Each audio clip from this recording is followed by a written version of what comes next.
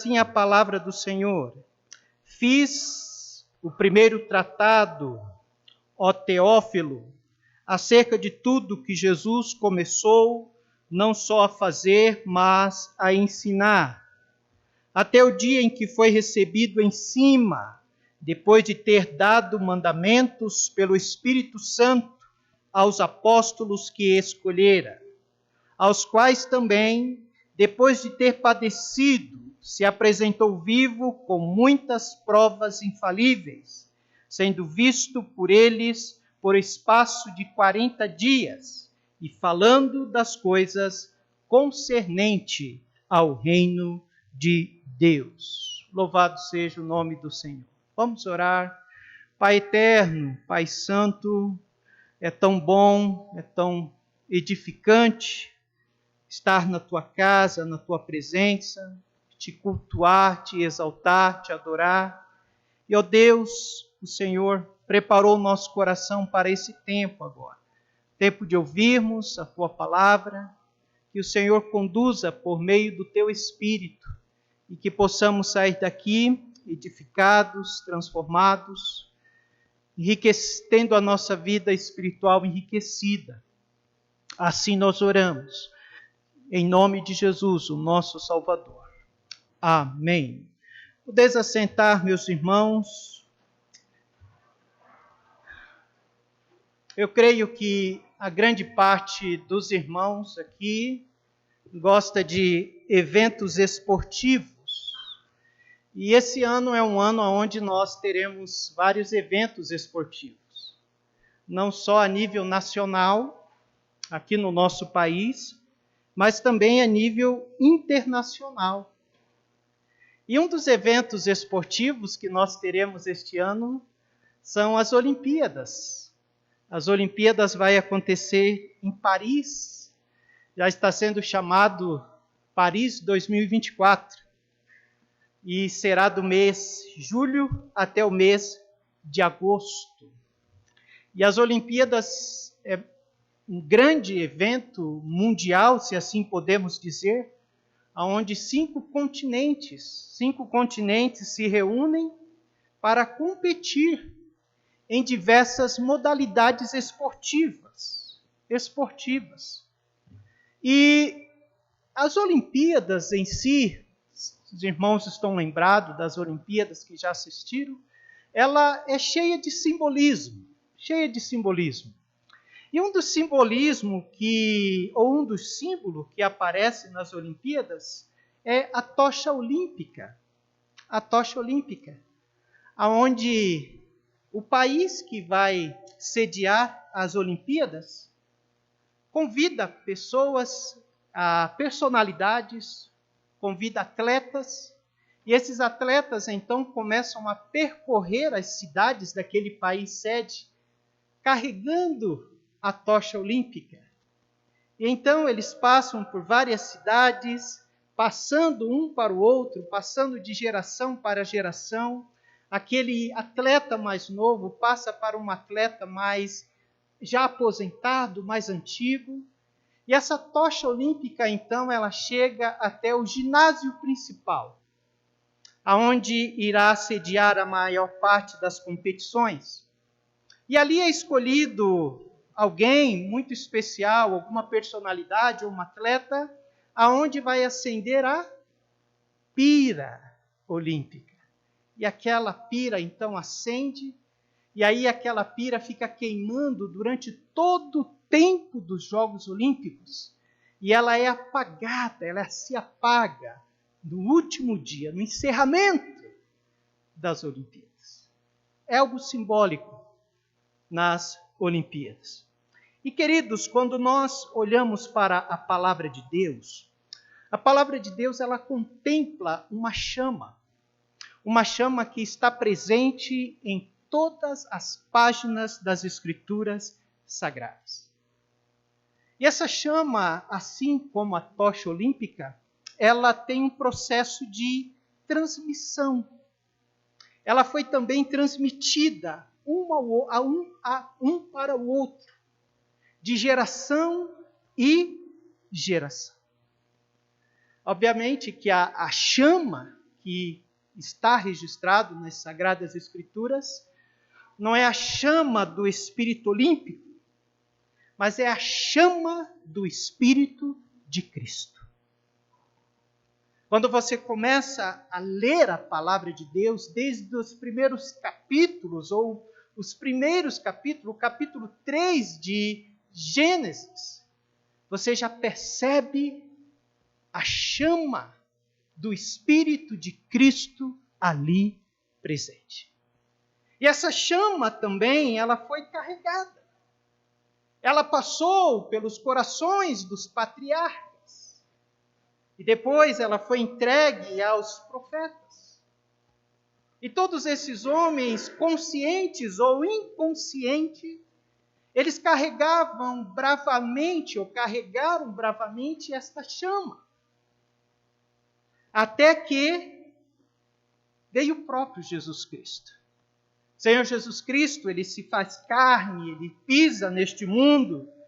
E naquele momento, essa chama reluz através do seu ministério.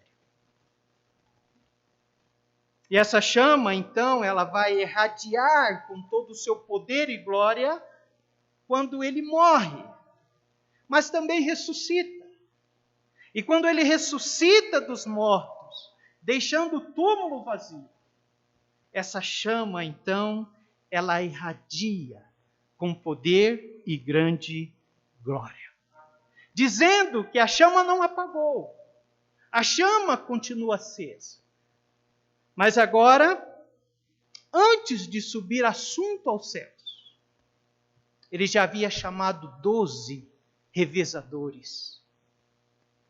E agora, no livro de Atos, ele vai passar para 11 revezadores. 11 homens que vão dar continuidade a essa chama. A chama está ardendo em seu coração, em seus corações. E eles começam, então, a espalhar esta chama do Espírito de Cristo. A palavra de Deus diz que eles começam em Jerusalém. Depois eles vão para toda a Judéia e Samaria, até os confins da terra. Eles começam, então, a espalhar de coração em coração, pessoa para pessoa, de geração para geração, assim como Cristo havia ordenado para eles, e nada impede esses homens. Vêm as perseguições, vêm os martírios, os espíritos maus, as indiferenças, os conflitos, mas quanto mais o vento batia forte para apagar a chama do Evangelho, mais esses homens, com ousadia, assim como os profetas, assim como os patriarcas, eles continuaram carregando bravamente a chama do Evangelho de Cristo. Eles chegaram até o capítulo 28 de Atos. Mas é interessante que Atos é um livro que não termina em si. Ele termina de forma diferente, com Paulo preso, mostrando para nós de que aquela chama, aquele livro, há uma continuidade. E agora, nós recebemos essa chama daqueles que foram antes de nós. Essa chama chegou até nós. Essa chama agora está dentro do nosso coração. E agora quem está nesse processo de revezamento, nessa corrida, é cada um dos crentes, dos salvos em Jesus Cristo. Agora é a nossa vez. Nós estamos correndo. Nós estamos em poder dessa chama. Ela está em nós. E nós estamos correndo. E o objetivo também é que nós venhamos passar para a nova geração. Passar um para o outro, para que outras gerações possam também ter o privilégio de conhecer, de experimentar, esta chama do Evangelho. Obviamente que esta chama, ela não vai apagar. Ela é uma chama que arderá para toda a eternidade. Mas ela pode apagar em nossos corações. E a mensagem de hoje, irmãos, ela tem como objetivo levar-nos a manter a chama do Evangelho ou do Espírito de Cristo acesa em nosso coração. Por certo, eu e você temos passado como revezadores, como aqueles que são portadores desse Evangelho. Ventos fortes têm vindo sobre a sua vida com a intenção de que essa chama apague no seu coração. Para que você também não possa passar essa chama um para o outro ou para a geração seguinte. Conhecendo tudo isso, o Senhor Deus então nos presenteia com o livro de Atos. Porque o livro de Atos vai narrar para nós a saga daqueles que correram com a chama e conseguiram manter ela acesa. O livro de Atos vai narrar para nós esses atletas de Cristo, que correram, perseveraram, diante das aflições que levantou contra eles. Mas de uma forma gloriosa, de uma forma milagrosa, eles mantiveram essa chama acesa em seus corações. Atos, então, ele vai trazer para nós ensinamentos, princípios de como essa chama deve ser carregada. E, sobretudo, como nós podemos passá-la para as novas gerações. Então, que Deus abra o nosso coração nessa noite. E se a chama do Evangelho está queimando o seu coração, esta mensagem tenha como algo de Deus que vai soprar para que ela arda, queime mais e mais no seu coração. Mas se porventura a chama do Evangelho, a chama de Cristo, está um pouco tímida no seu coração, a mensagem de hoje tem esse objetivo. Fazer com que essa centelha possa incendiar o seu coração, possa incendiar a sua vida. E que você possa sair daqui animado por ser portador da chama do Evangelho no seu coração. Amém? Primeiramente, como a igreja primitiva, como esses homens puderam, Henrique, de uma destreza tão grande, manter essa chama acesa. Como eles puderam passar para gerações, até que chegou até a mim, até que chegou até nós. Versículo 1, veja o que diz, Atos capítulo 1, verso 1, diz assim: fiz o primeiro tratado, ó Teófilo, acerca de tudo que Jesus começou, não só a fazer, mas a ensinar. Quem escreveu o livro de Atos foi Lucas. Na verdade, Atos é a continuação do Evangelho de Lucas. E quando Lucas escreve Atos, possivelmente o Evangelho de Lucas já tinha sido escrito e já tinha sido enviado para um homem chamado Teófilo. Então, quando ele diz, fiz o primeiro tratado ao Teófilo, ele está se referindo ao Evangelho de Lucas. Mas quem é Teófilo? Porque ele encaminha o primeiro tratado, Lucas, o Evangelho de Lucas, para este homem, e agora ele está enviando mais o segundo tratado, que é o livro de Atos. Provavelmente, irmãos, Teófilo era um nobre romano, recém-convertido, que estava sendo instruído, que estava sendo discipulado nas coisas de Deus por Lucas. E o objetivo de Lucas era confirmar Teófilo na fé. Confirmar Teófilo nas verdades que ele já havia aprendido.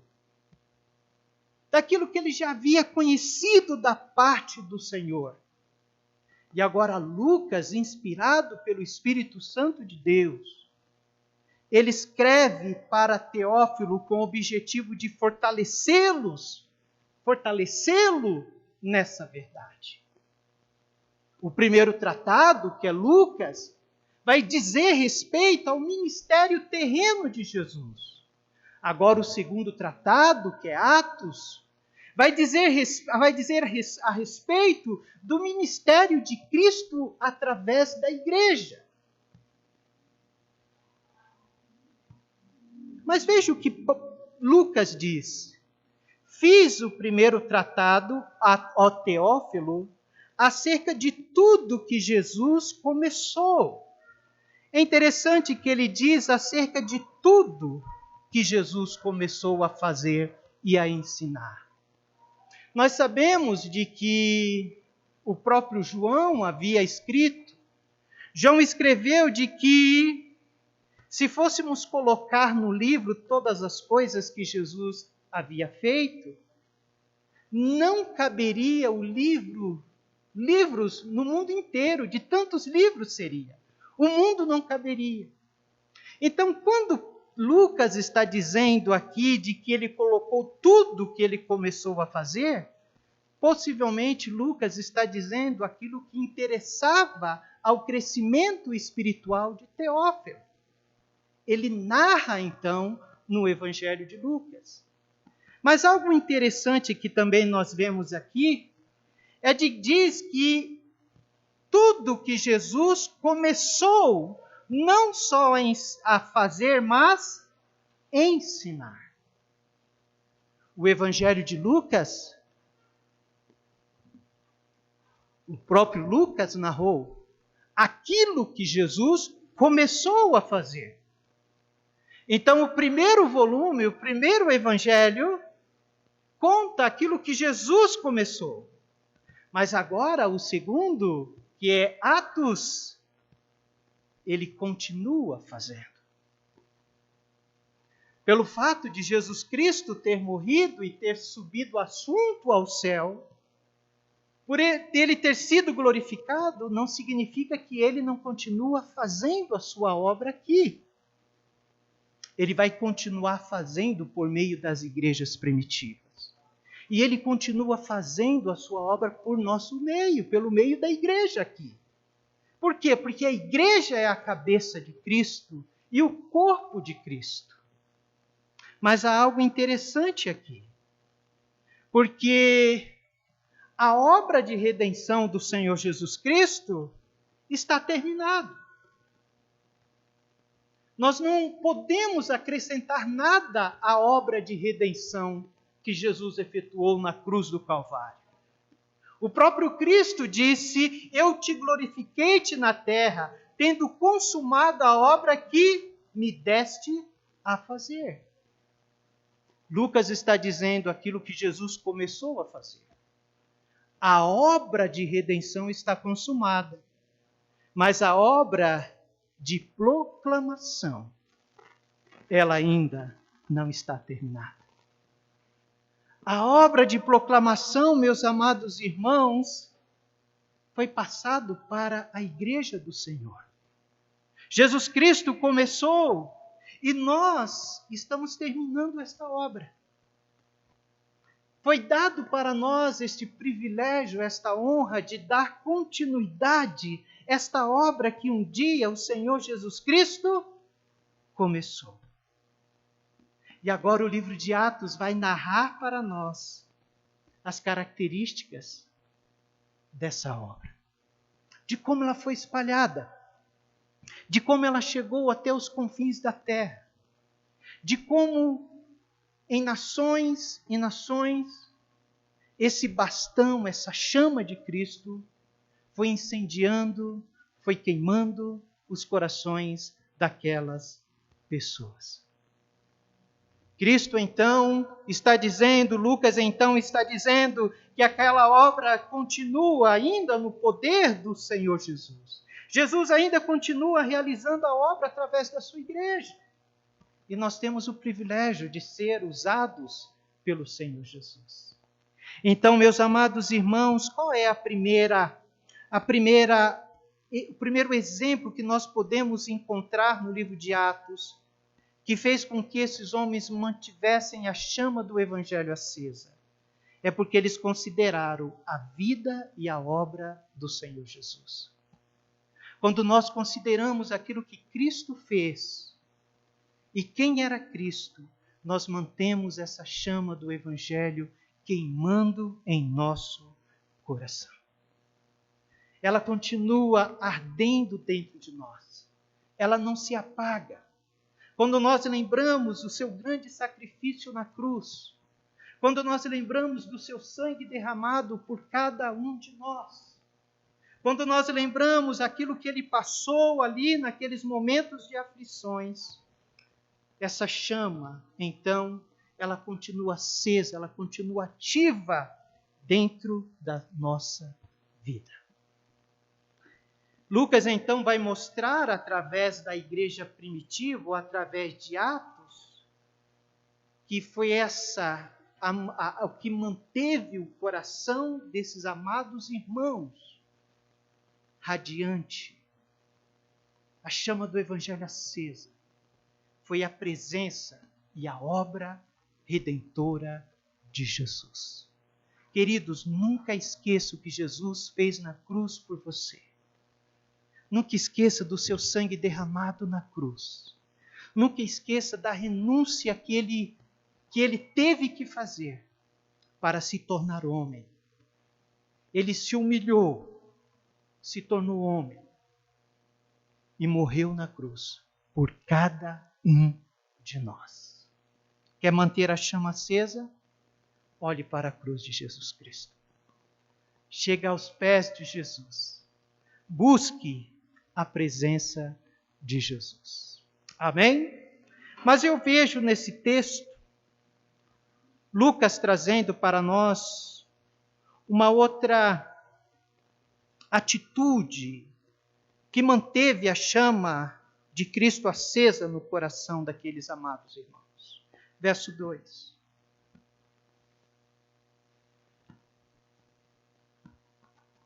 Diz assim: até o dia em que foi recebido em cima, depois de ter dado mandamentos pelo Espírito Santo aos apóstolos que escolhera. Esse texto vai dizer, irmãos, que Jesus, depois da sua ressurreição, ele ficou por 40 dias, ainda testemunhando, mostrando-se para os seus discípulos, provando aos seus discípulos a respeito da sua ressurreição. E o texto que lemos diz que ele deu mandamentos aos seus apóstolos. Durante o tempo que ele passou com os seus discípulos após a sua ressurreição, ele deu ordens, ele deu orientações aos seus discípulos. Ele encorajou os seus discípulos acerca das perseguições que eles iriam enfrentar. Ele deu instruções como eles deveriam proceder na entrega do realizar da missão que Jesus está entregando para eles. Como que eles queriam fazer para que o Evangelho chegasse até os confins da terra. Talvez informando, dando mandamento, informando eles sobre o poder que viria sobre eles. E as providências que eles deveriam tomar para que o Evangelho de Cristo pudesse chegar até os confins da terra. Mas note também que o versículo diz que Jesus deu mandamentos para eles pelo Espírito Santo. Isso é significativo, porque Jesus Cristo já havia ressuscitado. E Jesus Cristo, mesmo com seu corpo glorioso, ele está agindo através do poder do Espírito Santo. Na verdade, Jesus Cristo sempre agiu no poder do Espírito Santo. Porque esta era uma prerrogativa para o Messias. Quando nós olhamos para os profetas do Antigo Testamento, eles referiam-se ao Messias como alguém que seria cheio do Espírito Santo. Aquele que derramaria o Espírito Santo sobre o seu povo.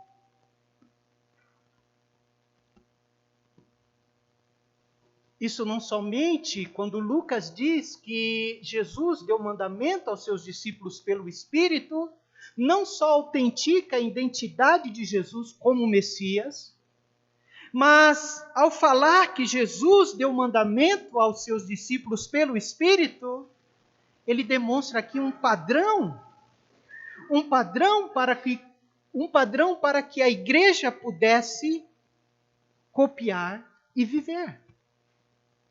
Porque assim como Jesus realizou a sua obra no poder do Espírito Santo, o Espírito Santo, ele é a fonte do ministério da igreja. Ele é a fonte do ministério de cada cristão. E esses mandamentos que Jesus está dando para os seus discípulos, eles iriam cumprir esses mandamentos também no poder e na submissão da ação do Espírito Santo de Deus. E aqui encontramos a segunda lição de que vai manter a chama do Espírito, ou a chama de Cristo acesa em nosso coração. Nós precisamos viver também na dependência do Espírito Santo de Deus. Porque quando nós começamos a ler o livro de Atos, quem deu o nome Atos não foi Lucas. Quem deu o nome para esse livro de Atos foi a igreja. Alguns dizem que Atos deveria ser chamado não os Atos dos Apóstolos, mas ele deveria ser chamado Atos do Espírito Santo. Por quê? Porque é o Espírito Santo que podemos ver que começa logo nas primeiras palavras do livro. Jesus dando mandamento pelo Espírito Santo. Aqui no capítulo 1, Jesus vai falar da promessa do Espírito Santo, que eles precisavam ficar em Jerusalém até que eles pudessem ser revestidos de poder. Mas quando nós chegamos no capítulo 2, nós vemos os discípulos sendo batizados pelo Espírito Santo. E em todo o livro de Atos, quem está capacitando os discípulos é o Espírito Santo. Quem guia os discípulos é o Espírito Santo. Quem chama os missionários é o Espírito Santo.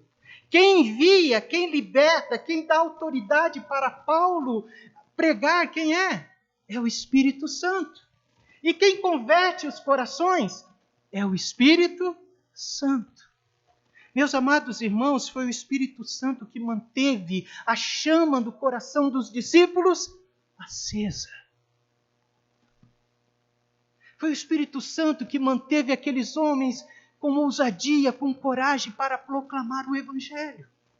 Foi o Espírito Santo que fez com que eles pudessem passar a mensagem do Evangelho a outras gerações.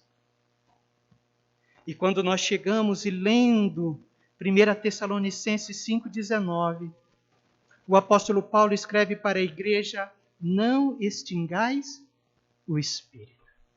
Ou seja, não apagueis o Espírito. Não abafem a obra do Espírito Santo na sua vida. Porque é Ele que vai manter a chama do Evangelho de Cristo acesa no coração da igreja. Então essa é a segunda lição. Como nós podemos permanecermos firmes, radiantes? Como nós podemos enfrentar os ventos contrários que vêm? Primeiramente, olhando para a vida e para a obra de Jesus.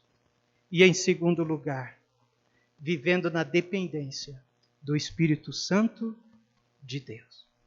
É Ele que faz a obra. É Ele que nos capacita. É Ele que produz o fruto do Espírito em nossa vida. O amor, a paz, a longanimidade, a benignidade, a bondade, a fé, a mansidão e a temperança é o Espírito Santo de Deus. E em último lugar, versículo 3. Versículo 3 nós vemos mais uma atitude ou uma ação de Deus na vida da igreja que manteve aquela chama acesa.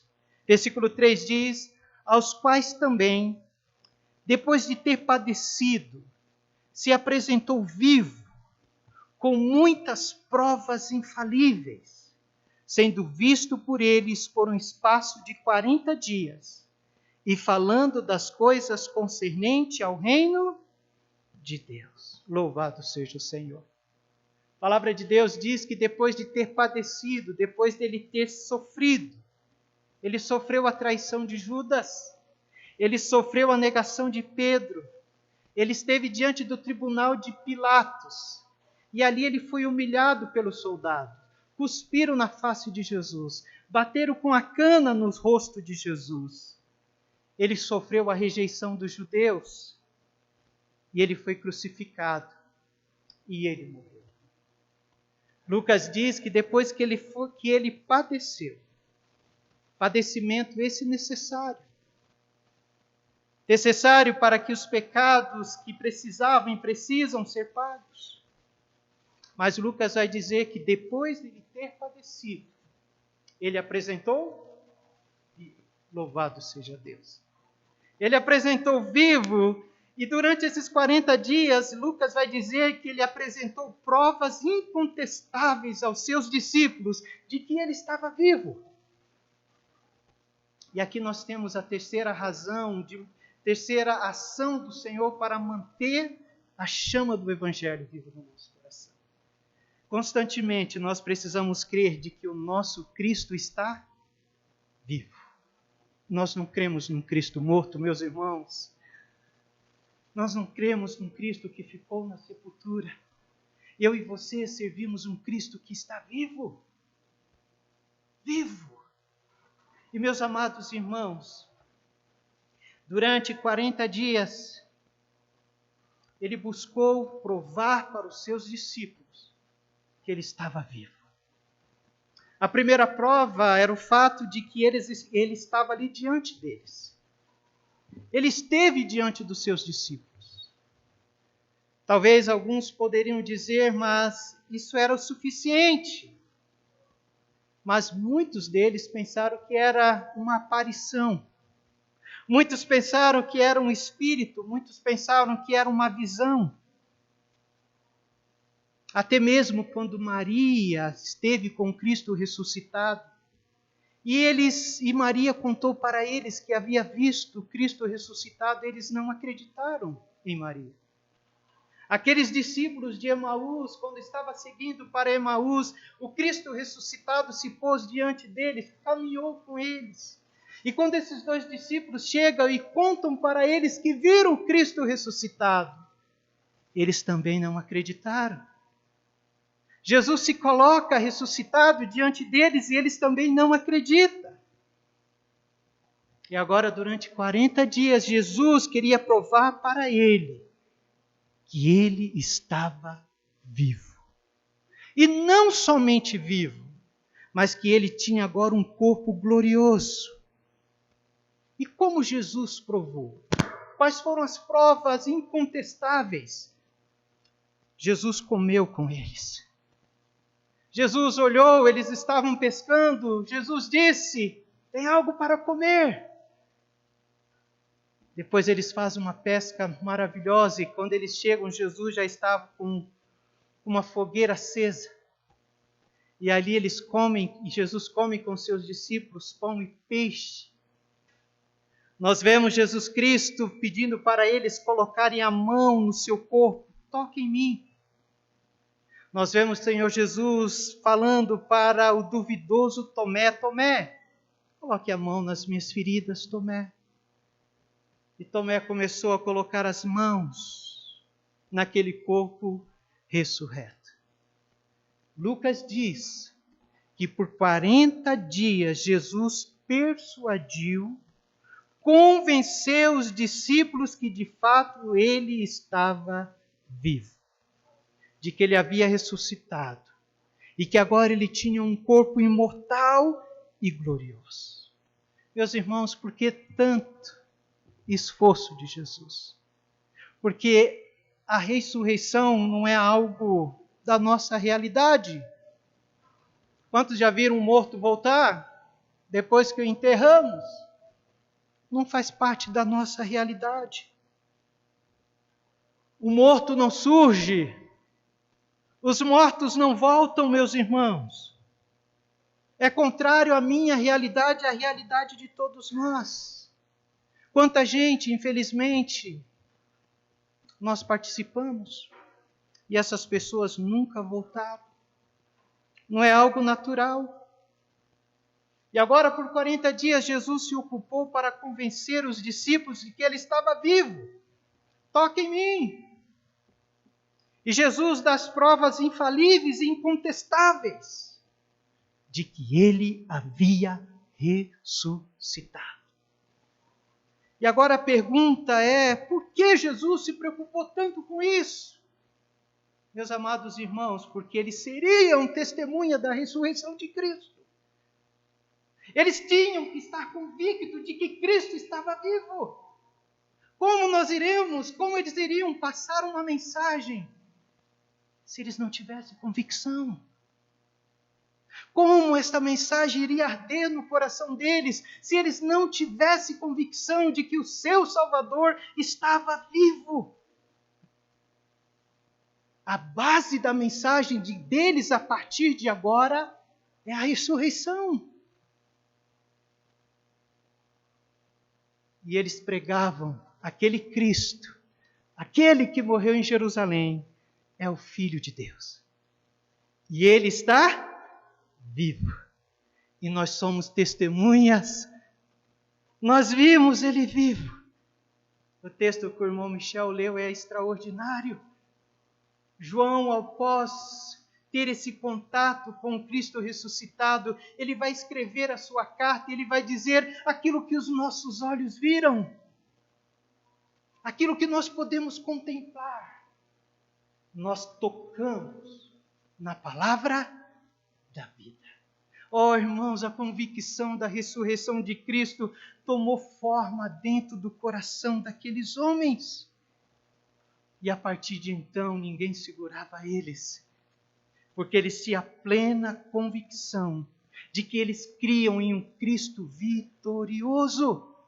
Eles tinham a convicção de que o Cristo que ele cria era triunfante, de que ele havia vencido a morte, de que nem a morte o podia deter, nem a morte o deteve. E uma vez que ele estava vivo, a sua presença era certa, o seu poder era certo, as suas promessas eram certas. A mensagem que eles proclamavam era uma mensagem de vida. Eles traziam esperança para o coração daqueles que a ouviam. A chama que ardia no coração deles era uma chama que vivia. Eles estavam convencidos disso. Queridos, encerrando hoje à noite, os discípulos estavam convencidos de que Cristo estava vivo. Queridos, nós também precisamos estar convencidos de que cremos num Cristo vivo. E pode vir o que vier, se essa convicção está dentro do seu coração, nada vai apagar a chama do Evangelho de Cristo no seu coração. Amém? Nada! Pode vir o que vier, eu creio no Cristo vivo. Eu conversei com ele hoje de manhã. Eu andei com ele durante esses dias. E nós estamos na presença dele hoje à noite. Ande com essa certeza, ande com essa convicção de que você é filho, você é irmão de um Cristo, de um Pai de amor e de um Cristo vivo, que te ama, que morreu por você, que deu a vida por você, e que disse aos seus discípulos: eis que eu estou convosco todos os dias até a consumação do século. Que disse: nunca te deixarei e jamais te abandonarei. Ele está vivo. Oh, queridos irmãos, que convicção esses discípulos estavam tendo no coração. Primeiramente, eles começaram a olhar para a obra triunfante de Cristo na cruz. Em segundo lugar, eles foram habitados, batizados com o poder do Espírito Santo. E em terceiro lugar, eles viveram através do poder de um Cristo vivo. Que Deus nos abençoe. Como está a chama de Cristo ou a chama do Evangelho no seu coração? está quente, está acesa, que estas verdades possam ajudar você a continuar caminhando, amando, se dedicando a Jesus Cristo.